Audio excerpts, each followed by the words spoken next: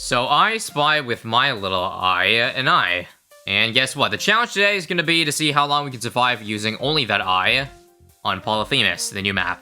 So that being said, let's begin. We're going to use Brickle, of course, because she buffs water towers, and it's not actually going to be a purely water-only run, even though, well, the eye is just water. Because, you know, there is a thing called Cure Flagship that exists, so I can technically use 2 other land towers. But other than that, yeah, it's basically all water. And just for those who are out of the loop on how this map works, basically, the eye gives 2/2 village properties, which is why you see 3 different icons over the boat right now. 1 for discount, 1 for camp protection, and 1 for jungle drums. And also, you should know that the eye closes. And it does so at a set interval, so at the end of round 5, 15, 25, and it goes on and on. In addition, it costs an increasing amount of money to open the eye every single time.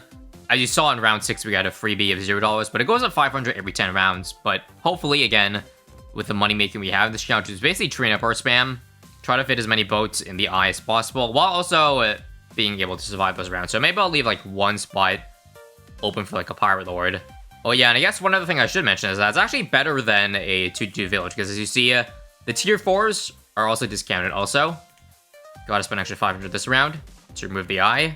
Now, before anyone mentions it, yes, there is a glitch with the eye where you can have it permanent, but obviously I don't want to really abuse glitches, so we're not going to do that. But there's also glitches that go the opposite way, and that it actually nerfs your prowess. I think there's one in Challenge Editor where if you retry round, you actually have to open the eye, even though you've already opened the eye before, if that makes any sense. So I got to spend an extra amount of money if I die.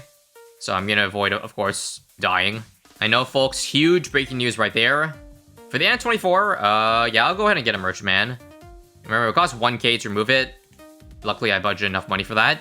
But yeah, basically, expect me to be here for quite a while, because the eye is a really good spot for towers in general. Oh, how much land towers would kill to have this placement on this map. But again, too bad it's taken up by the eye. But that means, again, a godly pirate lord spot if we decide to get it. And I probably will.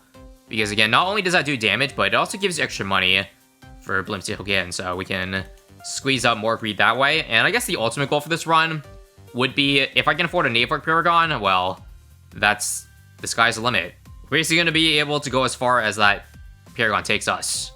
Now, I don't recall if that gets discounted, but I don't think so. I think last time, remember, there was a pure discount buff, including tier 5s, on a 1/2 tree. They didn't give you a discount on Paragon, so yeah, we're going to need to come up with lots of monies. So here's the third removal, $1,500. Which I don't have to really budget anymore, because I make enough end-around cash that I'll get the exact amount I need to be able to open up the eye. And I think with that, we've pretty much maxed out every single water spot. Probably not the most efficient placement by me. Some of you can probably squeeze in like 1 or 2 more boats, but I'm a noob. I'll admit it, so I'll leave it as is. And also, so far, I actually haven't gone for any damage towers. They've literally been all 003 and 004. I'll get 1 hotshot, though, just for leads coming, like, later, and also for mob damage, because I don't know if Brickle's enough.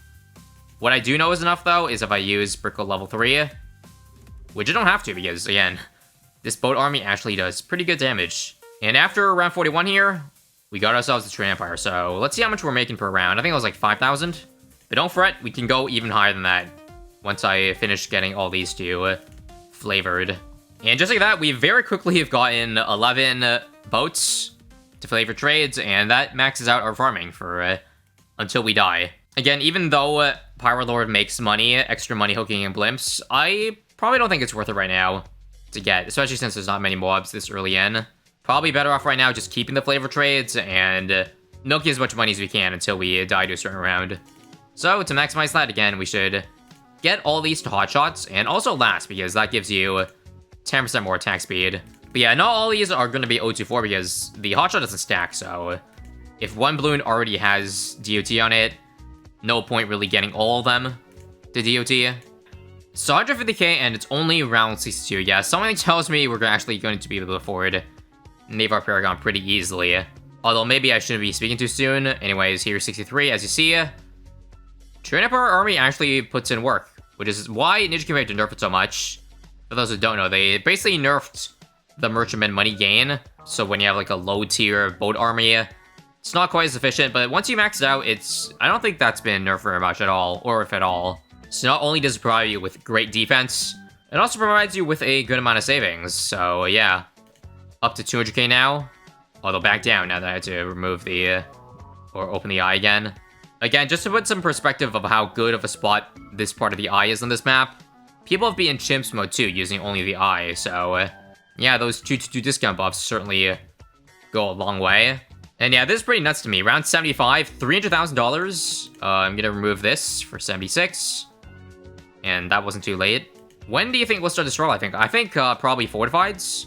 I feel like F-Cerams are starting to get a little beefy, so I'll make sure to use the Mega Mine if I have to, but we're good. Now, I was trying to use eye only, but I think Brick will gain too much range that her sea mines are starting to shoot outside or land outside. Hopefully, y'all will allow that. Also, this round, I'll use level 3 Brickle. I think I need the double damage. Hopefully, it comes back up for 88. And I think it does, yeah, right? Yeah, we're good. And yeah, I might as well just use it off cooldown every single time. Actually, this round is interesting because I need the level 3 ability for round 90. Any way I can stall for this? Well, probably by putting boats back on first, right? Yeah, probably. And verdicts. Yep. We only got one blue balloon leaking. And we're good. And we were probably good for 90 as well, right? Yes, indeed. Yeah, it's only like another level 3 round. Let's go, quickly. God, boat farming is insane. When you have Brickle buffing them all. Just imagine if I place things even better to fit like 12 or 13 boats. Actually, I don't know about 13 boats, but 12 is certainly a lot. Also, I don't know if one mine can get all 60 ATs this round, but I'll time it this time. Wait for it now. That is 6 out of 6, right? Beautiful. And then one more ability. Never mind. I don't have it up. Well, I think that means it's time. So we'll just sell one of the flavor trades so we can get one P-Lord. And that should actually make us to, like, get us to pass around 100. Which means, again, the Navarch Paragon is all but guaranteed this run. And here I was thinking before I started the run that I wouldn't be able to afford it. Or rather, at least be a struggle, but nah. This run is chill AF, and now with the Power Lord, I don't even need to use Brickle ability to survive. It's that easy. You want to see me destroy 98? Well, take a look over here. I don't want to use level 3 ability. Again, for run 99, so I'll just use one Mega Mine. Never mind, I probably need level 3 then. Let's use it now then. Okay. And it should last all the way into 99. One Mega Mine. Yeah, that gets like a portion of the wave, but then we die. Yeah, I guess this means it's Navarch Paragon time, which is fine because again, Navarch Paragon makes you money too. Actually, no, I should get Cure Flagship to survive even longer because again, I want a high degree on my Navarch. That would survive me the longest, so to maximize that, I would sell this one and then get a Cure Flagship like this. And also, I'll upgrade the remaining flavor trades to hot shots just to get extra pops on them. But yeah, let's see if the extra edition of the Cure Flagship can help. If not, I guess I'll put stuff on the platform. Looks good right now, though. And that's good. Cool. The bat here should be a really easy kill. Don't even need to use Brickle ability all. And yeah, if I were to pick 2 towers that could survive me the longest, up to, like, getting the Navarch Paragon to delay as long as possible, what would they be? And they need to be small towers, because as you see, Sewer Monkeys won't fit. So I was thinking we probably need something to slow down DDTs, because those are probably the biggest problem, or just mobs in general, and we need some sort of support. Gonna go for a 205 Ice.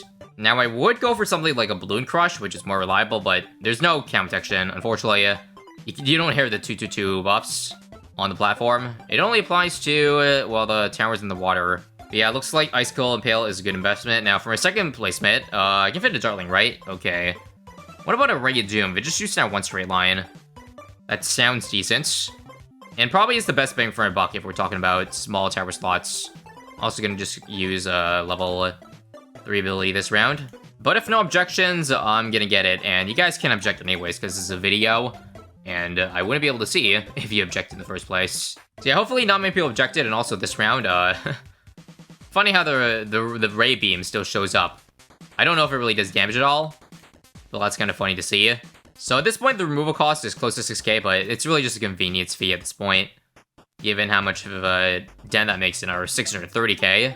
But yeah, it looks like with a bit of careful micro, We should be able to make it to 119 and no issues. I'll just use level 3 here. I lost lives, but whatever. That's fine. We shall see if this is enough to beat round 119. So far, yeah, Radium is actually pretty good damage. This should be a pretty easy kill in the grand scheme of things, and there it is. If I had to guess, 118 might be the end for us here, because it's a long round. So let's use Mega Mine now, so I can delay level 3 ability, because that's probably the most important thing. Let's use it now. Things are leaking. Fast forward. And alright, we survived. The eye is being destroyed. This round might be a problem, because I think I used my level 3 too early, yeah. And here's what I mean. When I retry the round, I already opened the eye up. Also, I can't even click. Okay, this is another glitch where I can't even spend money to remove it. I think what I gotta do is I gotta back out, go back in, and there we go. Yeah, I have to waste a bit of money doing that. Maybe it's better just going for a neighbor at this point so I can stop dying. But yeah, I'm trying here. Level 3 again. Yeah, we're not surviving anymore. I guess I could micro the Ray of Doom, but I think I'll just try to get Navarch this round. So that would be a total collective pop count of like 7 million on the boats with $1 million made. It's actually not quite at the max degree that I could get. Now I kind of regret getting this much pops on Ray of Doom that could have been on the boats instead, but that's fine. Again, let's just see what degree is it. As long as it's above 60, I'm taking it, because anything above 60 is like negligible increases. And 60. Now that, fellas, is nice. I guess since money still does matter to an extent, I'll build back a couple boats, but not too many of them. So yeah, again, very sloppy placements for all of my boats. I probably could fit a lot more, but that's fine. We shall see how long this lasts and how much money we'll have by the end, because that will dictate what supporting option I want to get. Because again, since I can drop an Arctic Wind platform, I could even go for another Paragon. Probably not, though. Again, Paragons are really only good for bosses. And on that note, you might be wondering, why am I going for the Navarch then if not so good? Well, it's because it has a bad insta-kill, which is probably makes it one of the best Paragons to get for like a deep late game run, which I'm doing right now, essentially. But yeah, I guess that said, if the money's there, we should go for a Vengeful. Honestly, not even sure what I want to get on the two platforms while we're just chilling, waiting for the Navarch to die. It's actually starting to get slowly overwhelmed, though. I'm running out of boat hookins per round. That round, I'll just use another eye. But yeah, where were you when Navarch was killed? It's close to dying there. We don't have a hookin for the DTs there, so luckily we're fine. But yeah, as I was saying, really nothing worth to put on the platforms right now, because like things like Super Brittle and Career Mob don't really do well or do amazing paired with the Navarch, because the Navarch already does like 50, 100 damage with the shots. So not gonna be buffing it a huge amount, and it seems like I'm leaking to that inside. So yeah, again, I'm losing money. I'm gonna restart all these rounds here, but there's really not much I can do. Yeah. Perhaps I'm better off just investing in bad damage for now then. So if I can place a Dartling on this platform, there we go. I'll do a man, to be honest. It probably out DPS's a Ray of Doom. We were talking about bad damage also. I think the trees are blocking the way, so I must remove that as well. It's only $4,000 to remove all of them. Not really too big of a deal. And yeah, I'm just gonna change the hookin timing, so I can bad number 3. And we are smooth sailing. Alright, folks, I think we've reached that point where I can afford a true Sun God right now if I wanted to. But of course, again, only once we die. Rounds are getting tighter and tighter. In fact, this round might just do it. I don't have another hook in for the last bad here, so hopefully we can snipe. Nope. Let's just do one last run here just to verify. I'm probably gonna leak DTs here. And yeah, okay. It's templing time. So if I sell all the boats, how much extra money do I have to work with? A nice 884k, not bad. Now, I just realized I actually can't go for a VTSG because I can't put the Legend or the Anti-Bloon outside the range of the temple because the eye is very tiny. So I'll have to be a normal temple, but that's fine. At least we still have the buffs 2-2, thanks to the eye. So now even land towers are allowed a free buff. I'll take that, trade. So here's our first temple, and take a look how cheap this next True Sun God upgrade is. Only 360k, what a steal. Okay, probably not the most efficient of sacrifices, but it'll do. So the thing is, I can't even go for an Ultra Boost right now. I still need to make a little bit more money, so I guess it's back to boat farming, at least for now. But yeah, hopefully just an unbuffed TSG can put in enough damage for now. Oh, and also don't forget that TSG benefits from Brickle's ability, thanks to it being on water. So yeah, that basically counteracts the lack of eventual True Sun God. We have basically a permanent Brickle uptime. Probably get Energizer 2 at some point. Actually, I don't even need to sell any boat farms right now. I found a spot where Energizer can fit, and look at how cheap that is. $12,000. Again, that's the Temple discount and the I discount put in work. But yeah, now that we got the Ultra Boost, we should just go ahead and build back an Absolute Zero. Just so when the time comes to sell the boat farms again, I can build even more towers. And those towers would probably just be, again, to support the VTSG. So I'm thinking Homeland, Permbrew, that's probably it. But yeah, basically, ever since I've gotten the temple up, it's been nothing but smooth sailing. I also have enough money at this point that I could probably just sell the boats and just get whatever I need. And if there is space for extra towers, it'd probably be a Legend of the Night. Just so that I could have, like, a second chance whenever we do reach a point where we will inevitably get overwhelmed. But that time certainly is not now. I just went ahead and sold all the boats just so I can gauge what I can fit. So here's my village. And here I think I found myself a nice Permbrew spot right here. We'll buy another Jungle Items too, because that indeed does stack, as you can tell. And let's, yup, that's perfect. One extra spot for Super Monkey. So let's go ahead and get that cheap Legendary. How much does it cost? Holy, 76k. Remember this thing originally costs 200k, so we're getting approximately an over 60% discount, just like that. Not gonna lie, pretty epic. And while we're chilling, might as well start 10x Ultra Boosting the Legend, so I have some extra firepower. That's pretty much all I can fit in this eye over here, so at this point on, we just sit back, relax. Well, not relax, because I still have to, like, properly time and use my abilities. All 7 of them that I have. I say 7 because I can't use the Legend of the Night Dark Shift, of course. Otherwise, that wouldn't be part of the eye. Nor can I really... should I really use the Sea Mine ability. It's a pretty worthless one in Brickle there. For those who don't know what it does, it basically just makes all the mines that accumulate pop at once. Because right now, there's currently a bit of a cooldown, like, between mines, just so that they don't all come in at once if there was a balloon to enter.